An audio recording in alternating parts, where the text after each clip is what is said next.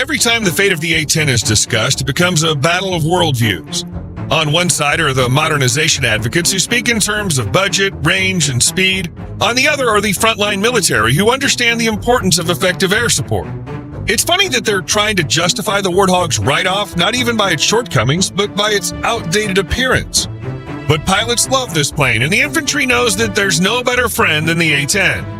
So why does the aging attack aircraft evoke such a profound emotional response? And how did this noisy, ungainly craft become a symbol of efficiency, even in the midst of the stealth fighter era? In the late 1960s, the United States faced an urgent need for a specialized aircraft to support ground troops.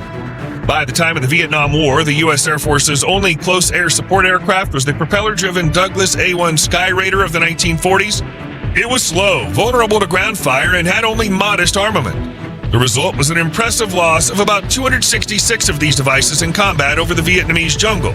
September of 1966 saw the order from General John P. McConnell, Chief of Staff of the U.S. Air Force, to develop a specialized CAS, Close Air Support aircraft, under the new Attack Experimental AX program. And a year later, the request for information was distributed to 21 defense contractors. However, the final requirements were not formulated by U.S. Air Force representatives until the spring of 1970, when the service submitted a more detailed request for proposals, which emphasized a maximum speed of 460 miles per hour, a mission radius of 285 miles, an external load of up to 16,000 pounds, a takeoff distance of up to 4,000 feet, and a price per aircraft of no more than $1.4 million, or about $12 million today.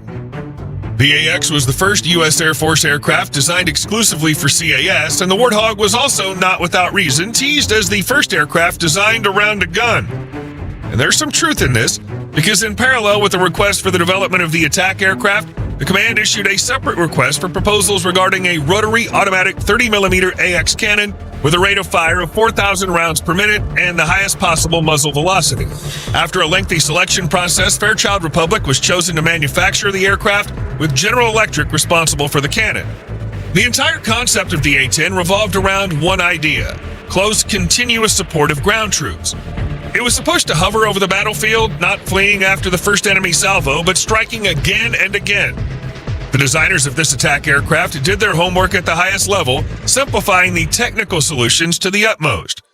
The twin TF-34 GE-100A turbofan engines, each producing 9,065 pound-feet of thrust, are mounted high on the fuselage, away from the ground and potential damage. This placement allows them to even operate while being serviced and rearmed on the ground, greatly reducing return to combat time, and their infrared signature is greatly reduced by the bypass ratio and the exhaust routing over the tailplanes. Additionally, engineers protected the engines from the rest of the airframe with firewalls and fire suppression equipment.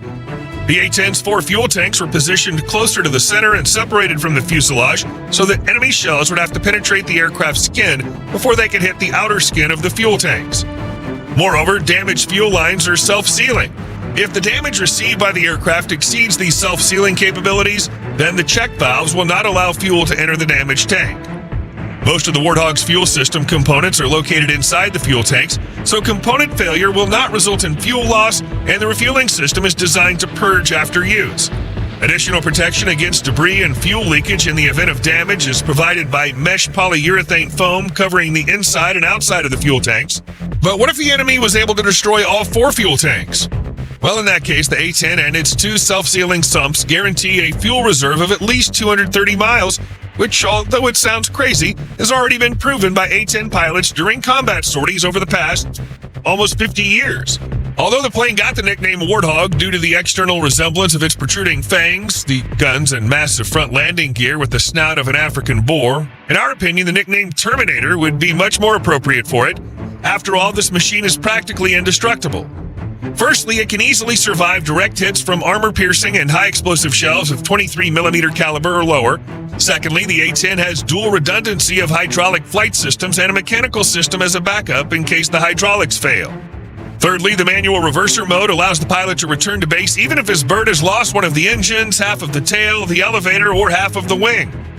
Finally, the Warthog's cockpit and flight control systems are protected by 1,200 pounds of titanium aircraft armor, aka an armor bathtub consisting of 0.5 to 1.5 inch thick titanium plates that can withstand 23mm cannon fire and indirect 57mm shell fragmentation.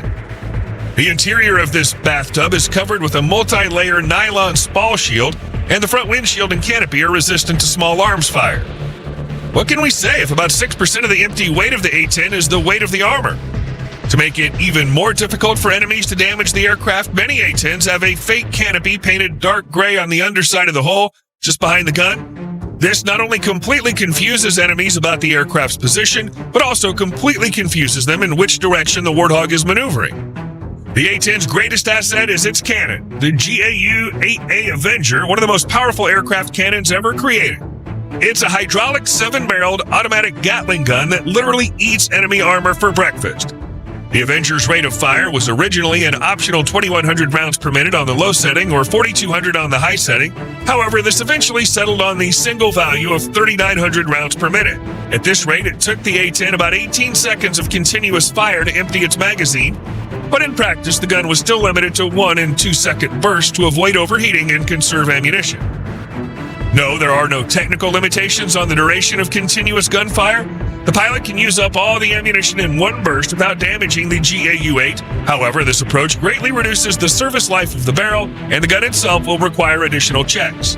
The innovation in the GAU-8A ammunition design was the use of aluminum alloy casings instead of traditional steel or brass, due to which the gun added 30% to the ammunition capacity for a given weight.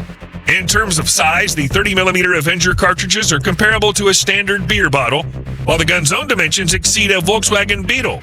It's worth remembering that in order to remove this weapon, the maintenance personnel are instructed to install a jack under the tail of the aircraft, otherwise it'll simply tip over since the cannon accounts for the lion's share of the Warthog's front weight.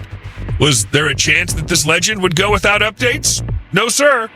In the late 1970s, the A-10s received a pave penny laser receiver mounted on their pylons under the starboard side of the cockpit.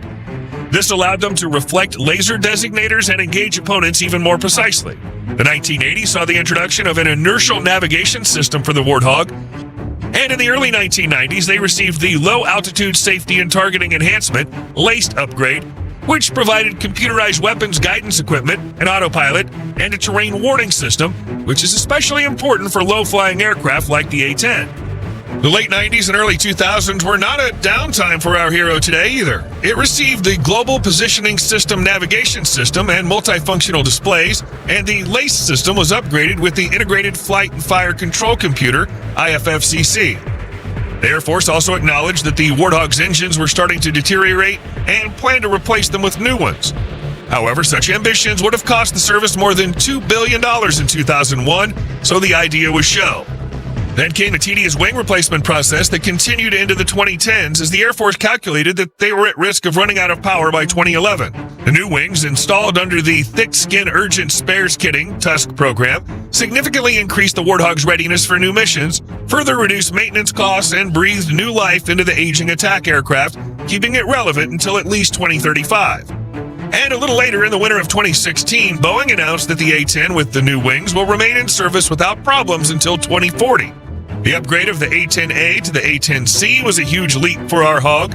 Between 2005 and 2011, the entire fleet of 356 A-10s and OA-10s received all-weather capability, an improved fire control system, electronic countermeasures, ECM, smart bomb guidance, a modern communication suite led by Link 16 and SATCOM, and an improved cockpit that includes 2 multifunction displays and a hands-on throttle and stick HOTAS configuration that allows placing buttons and switches on the throttle lever and flight control stick.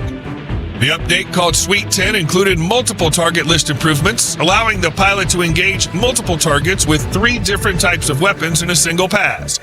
Furthermore, the aircraft received full integration of the AGR-20 Advanced Precision Kill Weapon System, APKWS laser guidance systems, which provides the ability to target at the maximum kinetic range of the rocket with aiming solutions designed within rocket tolerances. By the start of fiscal year 2024, the U.S. Air Force had 218 A-10s in service, 39 of which had flown to the boneyard in the same year. Unfortunately, military high command believes that these legendary attack aircraft have increasingly limited survivability, especially in any future high-level operations such as a conflict in the Pacific against China. However, this option on the part of Air Force representatives does not prevent Congress from actively preventing regular attempts to get rid of the Warthog fleet.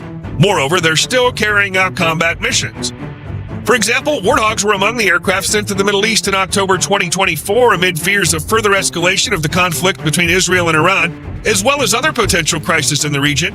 Since then, the veteran attack aircraft have been used extensively in recent weeks to strike across Syria amid renewed uncertainty in the country following the overthrow of dictator Bashar al-Assad. Speculation then followed that the A-10s could migrate to foreign air forces such as Jordan or Ukraine after the U.S. Air Force finally retired the aircraft. But you know what? Warthog's not just a plane, it's a philosophy. An engineering solution that puts the fulfillment of tasks and the lives of infantry above any aesthetics. Power enclosed in a solid metal shell. A rare example when technology does not become obsolete because its value is not in the technology but in the idea. And as long as there's a need to support soldiers on the battlefield, you will not get rid of the A-10. It's a hero of the invisible front who rarely appears on TV, does not shine in pompous air shows, but rather does what it knows it can do better than anyone else, and it does so properly, consistently, and with extreme effectiveness. Now it's your turn to tell us who might replace this legendary aircraft. Let us know in the comments below. And if you enjoyed the video, please leave a like, subscribe to the channel, and hit that notification bell for more content like today's. Thanks for watching, and we'll see you in the next one.